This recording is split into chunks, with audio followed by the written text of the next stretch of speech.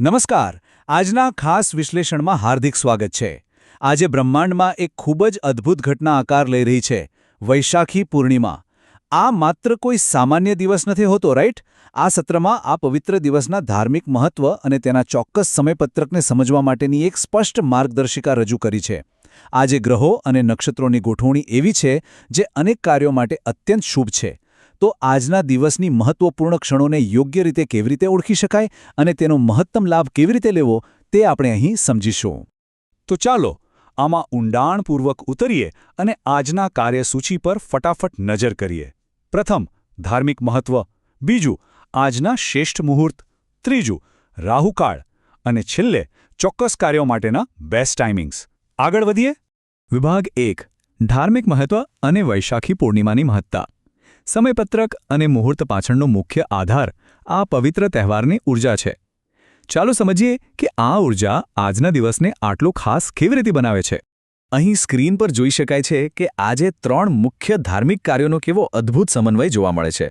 પહેલું, આજે ગૌતમ બુદ્ધની જન્મજયંતિ છે, જેને બુદ્ધ પૂર્ણિમા તરીકે પણ ઓળખવામાં આવે છે. બીજું, પૂર્ણિમા હોવાને કારણે ભગવાન સત્યનારાયણની પૂજા અને કથા કરાવવી એ ખૂબ જ એટલે કે અત્યંત શુભ માનવામાં આવે છે. અને ત્રીજું, દાનનો અદ્ભુત મહિમા. આ ત્રણેય બાબતો એકસાથે મળવાથી આ દિવસની પવિત્રતા ખરેખર અનેક ગણી વધી જાય છે. આધ્યાત્મિક દૃષ્ટિએ આ એક અત્યંત મૂલ્યવાન સંયોગ છે.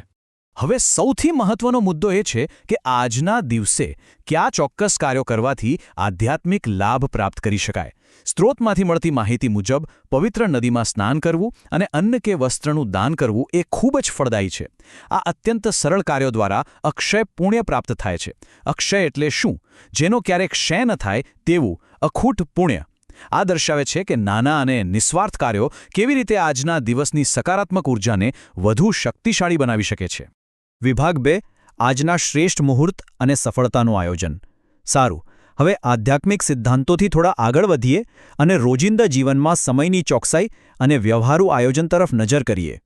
હવે આ સમયપત્રક વિશે ખરેખર રસપ્રદ બાબત એ છે કે તે આખા દિવસના શ્રેષ્ઠ સમયગાળાનો સ્પષ્ટ વિભાજન કરે છે. જુઓ, અહીં 3 મુખ્ય મુહૂર્ત દર્શાવેલ છે. સવારે 8:59 થી 10:59 સુધીનું અમૃત ચોઘડિયું ખરેખર ખૂબ જ શુભ છે. ત્યારબાદ બપોરે 11:52 થી 12:44 સુધીનો સમય અભિજીત મુહૂર્ત છે, જે કોઈપણ શુભ કાર્યની શરૂઆત માટે ધી બેસ્ટ માનવામાં આવે છે. અને હા, દિવસના અંતે રાત્રે પણ એક તક મળે છે, 9:59 થી 10:59 સુધીનું લાભ ચોઘડિયું. આ સમયપત્રક નવા સાહસો શરૂ કરવા માટે એકદમ સ્પષ્ટ દિશાનિર્દેશ આપે છે.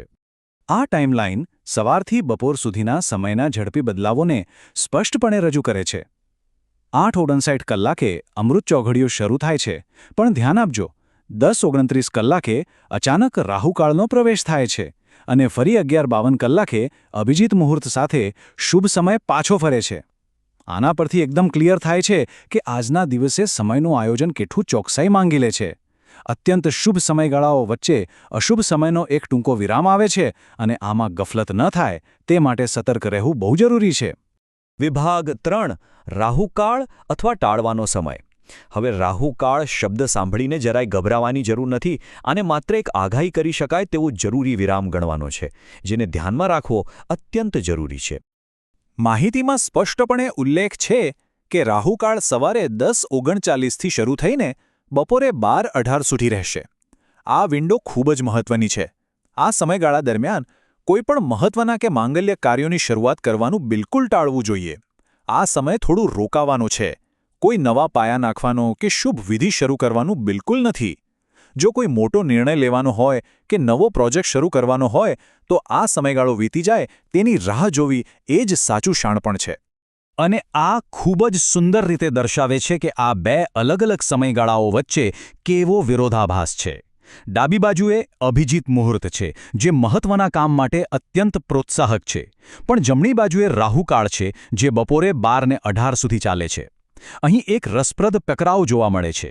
જોઈ શકાય છે કે અભિજીત મુહૂર્ત 11:52 કલાકે શરૂ તો થાય છે, પરંતુ પેલો રાહુકાળ હજુ પણ 12:18 સુધી ચાલુ જ રહે છે. તો આનો અર્થ શું?